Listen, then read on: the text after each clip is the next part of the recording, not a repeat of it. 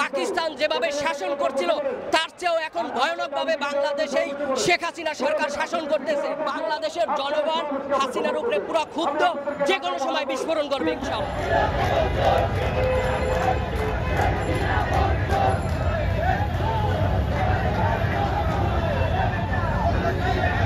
বাংলাদেশের একটি জনপ্রিয় দল, বাংলাদেশের অধিকারের জন্য এই দল আজীবন কাজ করে আসছে, আজীবন ইনশাআল্লাহ কাজ করবে। এই ফ্যাসিস্ট ভোটারবিহীন সরকারকে ইনশাআল্লাহ আমরা প্রতিহত করবই।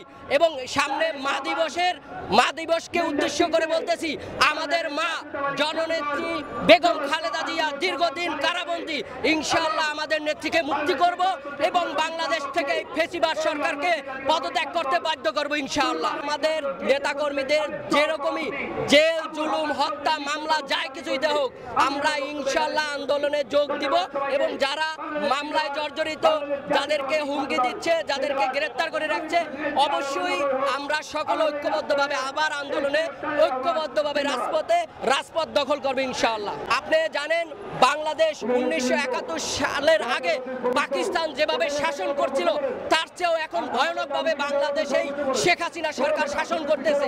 বাংলাদেশের জনগণ যখন ঘুষ করবে, এই হাসিনা 1 ঘন্টা ক্ষমতা টিকে রাখার কোনো ক্ষমতা রাখবে না ইনশাআল্লাহ।